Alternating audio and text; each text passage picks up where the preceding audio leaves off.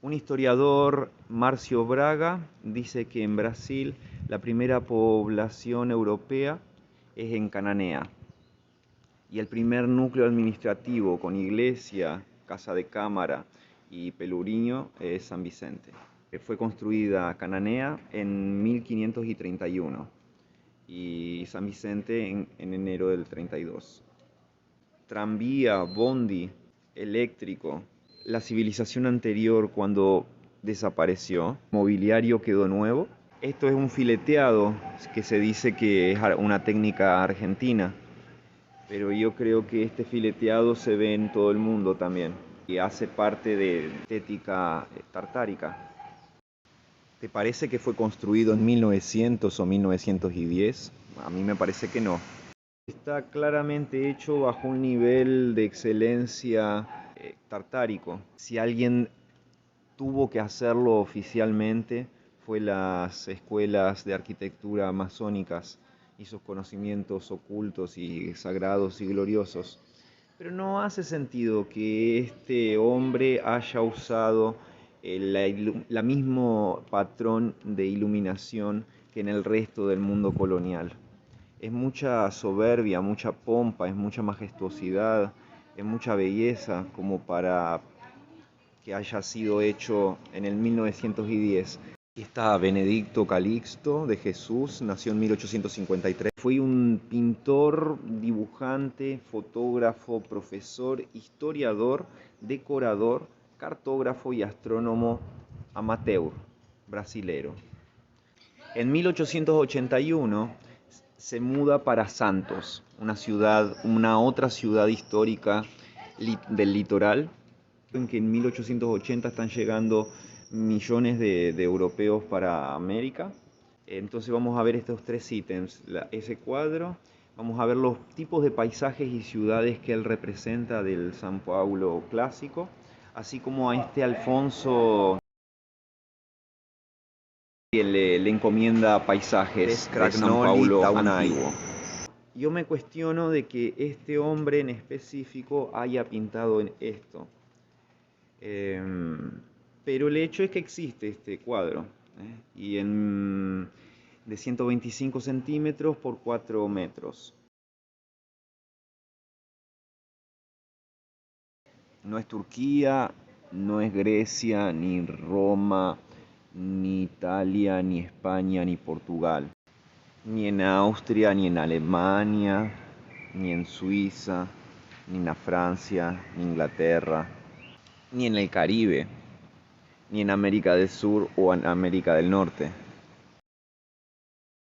Yo escuché el audio de la página y básicamente nos cuenta que es un cuadro bien bonito, con un grande cielo azul, y que vemos unos caserones del lado derecho del cuadro, muy bonitos, y que aquí en el medio vemos un grande predio comercial y cómo hay todas estas chapas que desentonan, pero que bueno, que hacen parte del comercio floreciente, ¿né? Del puerto. Y bueno, que los caballos están tirando de todo este comercio y dando movimiento al comercio, pero desentona por completo, así como habla Alpha Mind también. No hace sentido, mira la majestuosidad de la ciudad, podría ser cualquier lugar del Caribe, de América, del Mediterráneo, del norte de África. En 1914, Joseph Antoine Bouvard, un arquitecto francés, él hizo algunas modificaciones en este Parque Don Pedro II.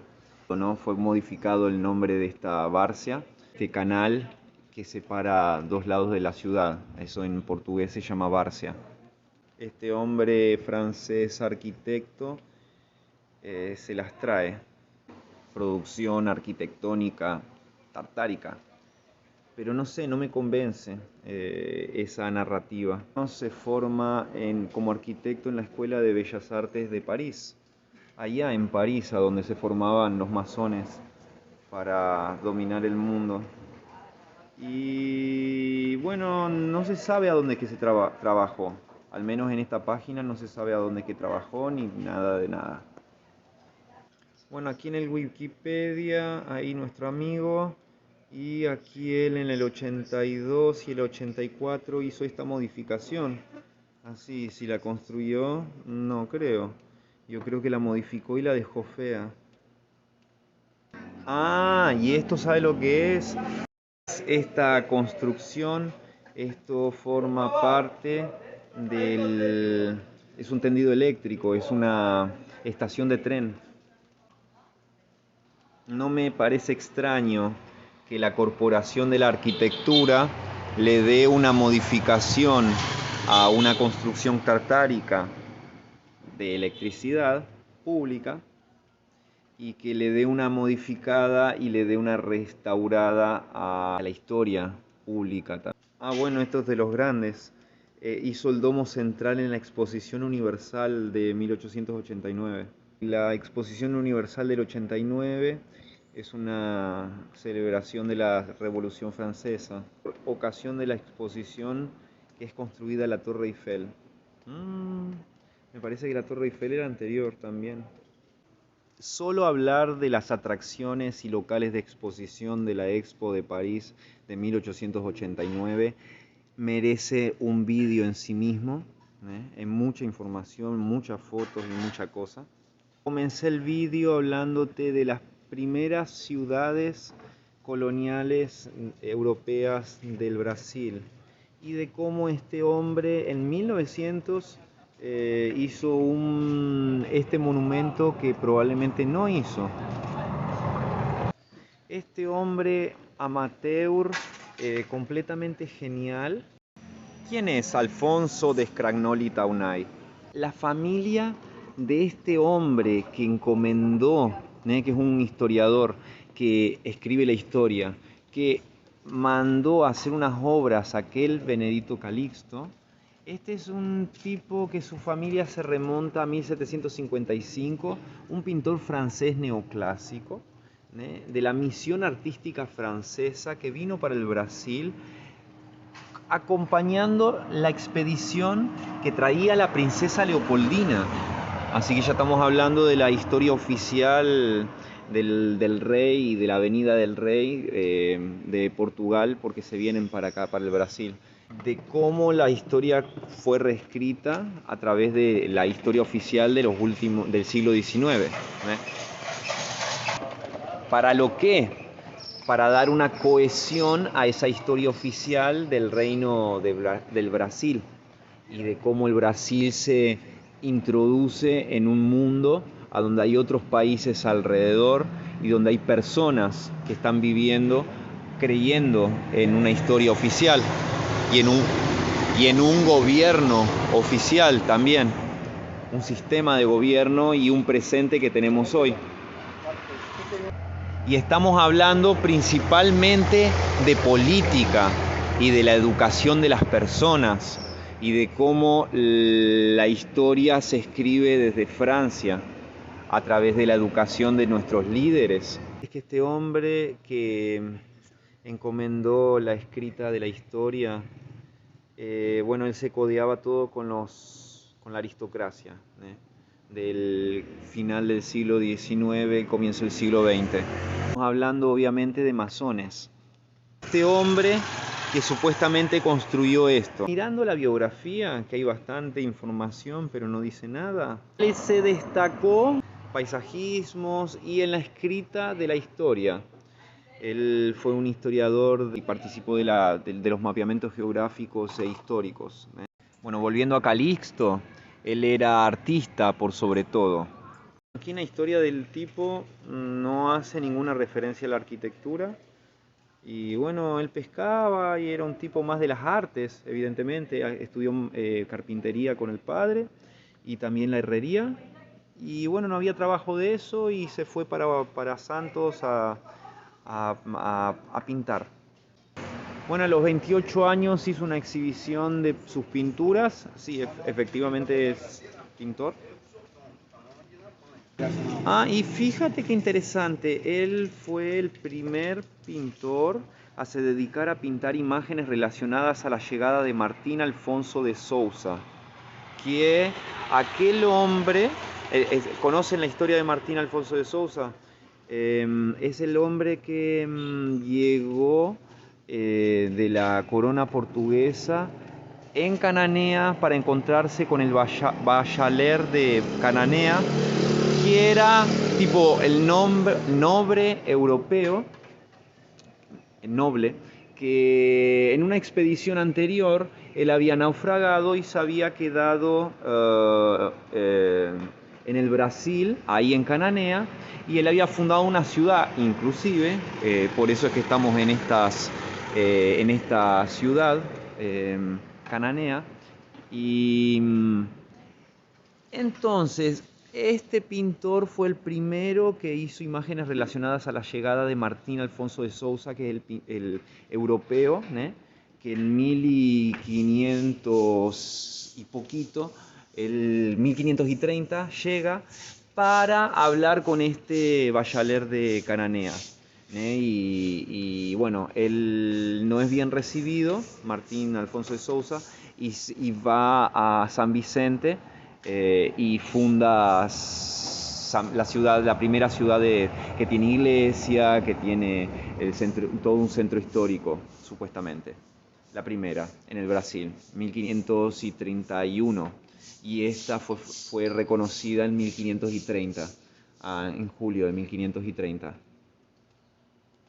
A ver si nos está quedando claro. Este joven que hizo una obra arquitectónica tartárica, pero que es pintor y que no es arquitecto, a los 28 años, sí se dedicó a escribir, a pintar la historia y sí participó de la financiación de los museos y de la historia oficial del Brasil, que ya vimos, comandados por la masonería francesa. En 1800, uno nace, el noble que le manda nace en 1840 y este Calixto nace en 1851. Entonces, y ellos están, bueno, uno de ellos está pintando la historia del descubrimiento del Brasil en 1530. No hay historia anterior. En realidad está la historia anterior de este Bayarel de Cananea, para esta región del Brasil, que ya estaba instaurado, ya tenía hijos, tenía todo un séquito de esclavos, estaba re bien. Es como cuando es conocido como pintor, trabaja para un ingeniero encargado de la construcción, o será de la remodelación y refundación del Teatro Guaraní en 1882. Él simplemente hizo una pintura, debe ser maravillosa, y ¿será que la hizo él también? Aquí la fachada del Teatro Guaraní Tartárico, que queda en Pelotas, Río Grande del Sur, Brasil, ya cerquita del Uruguay. Qué extraño, porque él, que es un tipo que se le ocurre hacer paisajes, y él es reconocido por el Instituto Histórico y Geográfico de San Paulo. Sus obras ganan destaque siendo de que él pinta construcciones tartáricas. No, pero no solamente pinta construcciones tartáricas, sino que pinta la historia del Brasil. Y es que las construcciones tartáricas no fueron hechas por los colonizadores europeos. Ese es el punto. Pero sí, la historia oficial nos va a ofrecer las raíces de cómo es que la historia oficial fue tejida desde Francia para unas personas específicas que se autoproclaman y se autorreferencian, y de esa manera nos convencen de que es verdad la historia oficial. Me llama la atención de que en la biografía de Wikipedia no habla de arquitectura, solamente habla de pintar sobre arquitectura. Cuando procuro en Google sobre Benedito Calixto, arquitecto, solo aparece el nieto, que construyó centenas de iglesias. ¿Las construyó o solo las modificó? ¿Sabes cuál es mi teoría?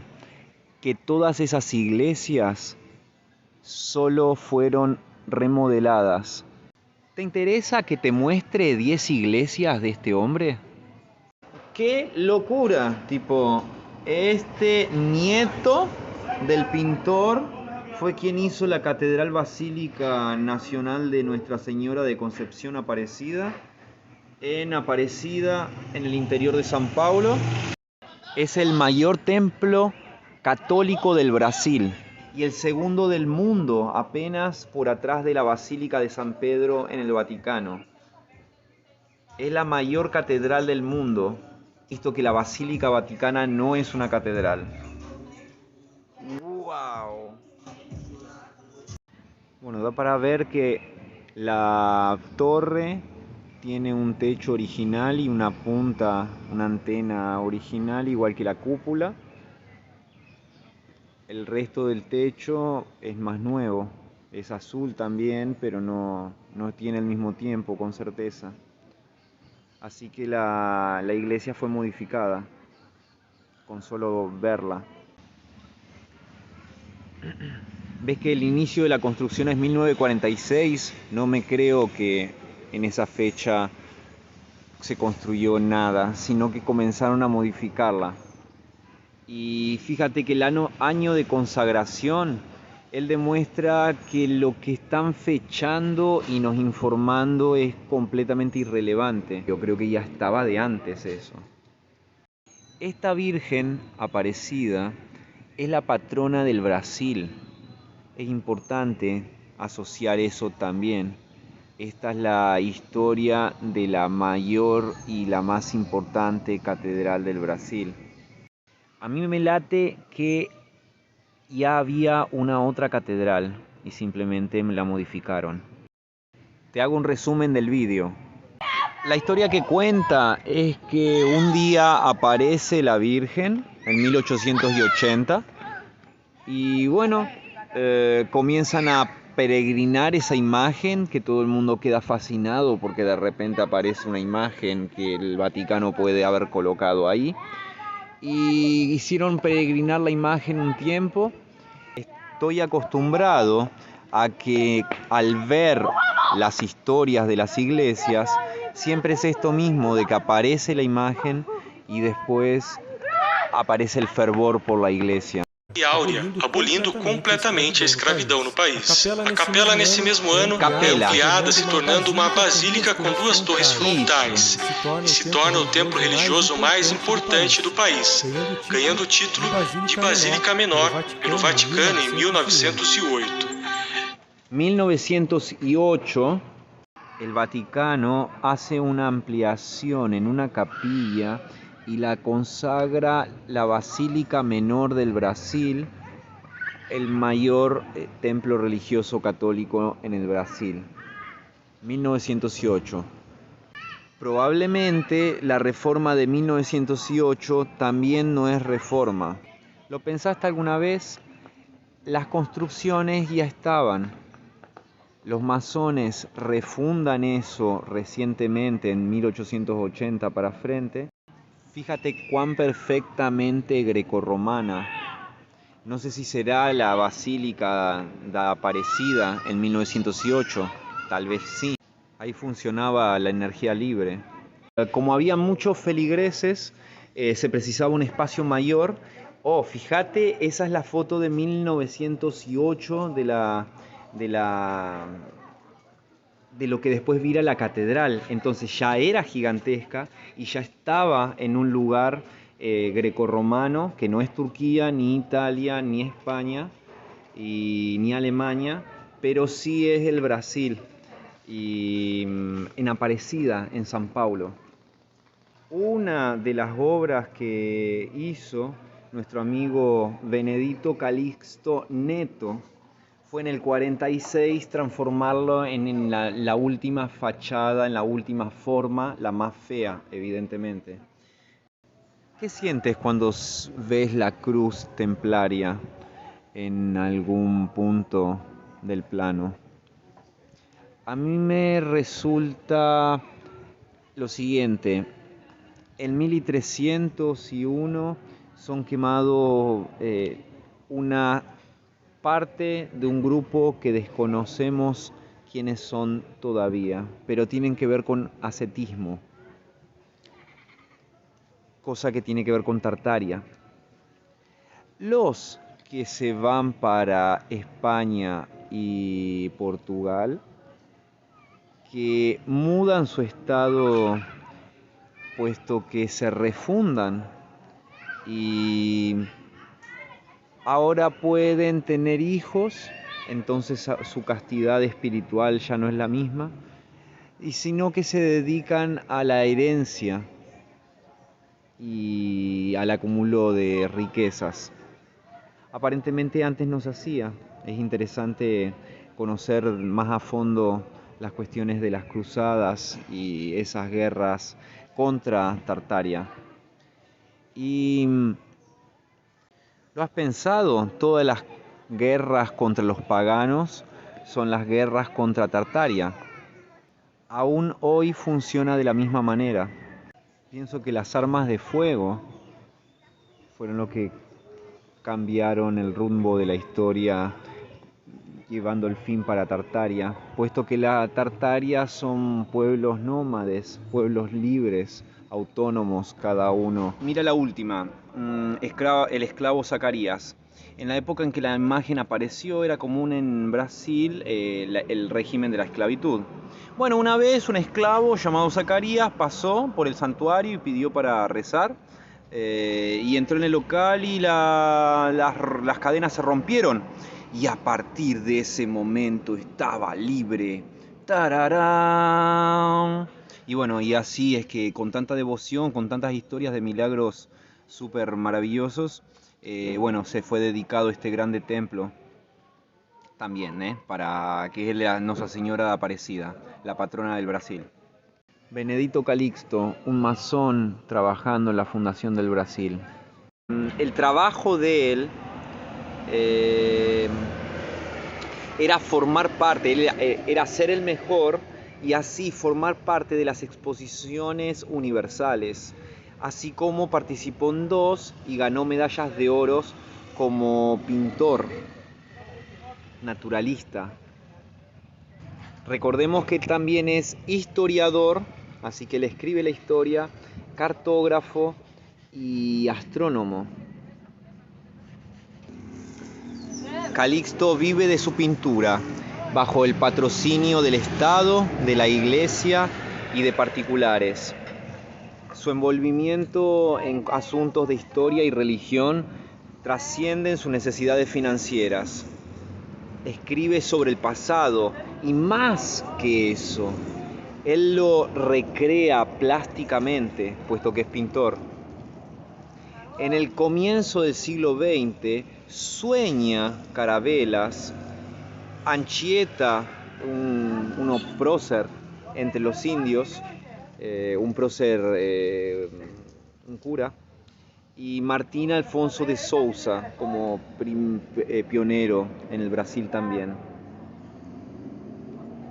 Vivencia el pasado objetivando la realización de obras de reconstitución histórica. ¿Ves? Eso es escribir la historia, es otra forma de decirlo.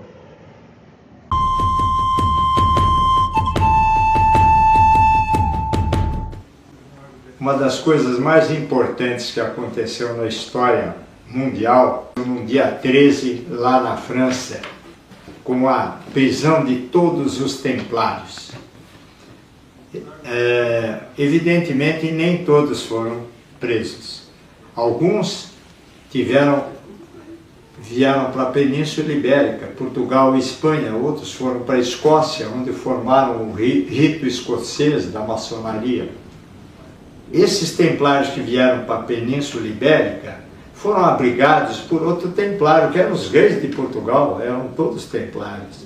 E lá existia uma porção de propriedades que interessavam ao reino.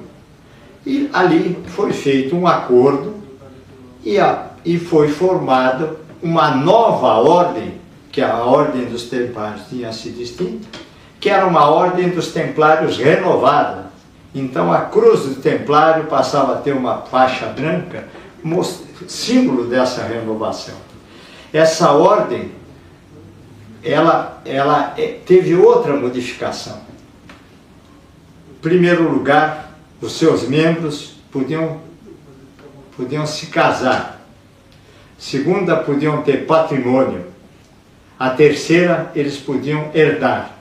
Mudaram toda a história em relação à América do Sul. A própria partilha do mundo feito pelo Tratado de Tordesilhas, ela foi negociada nos bastidores pela ordem. Isso está inegável. Uma figura fantástica, que é o infante Dom Henrique, que era irmão do rei, e que neste acordo ele passou a ser grão-mestre da ordem formada. O projeto do descobrimento foi moldado aí. E o infante Dom Henrique tinha feito toda a reforma e a padronização ali em Sagres, que é a ponta mais ao sul de Portugal, da onde a gente vislumbra todo o oceano à frente, que era desconhecido, que eles chamavam de mar oceano.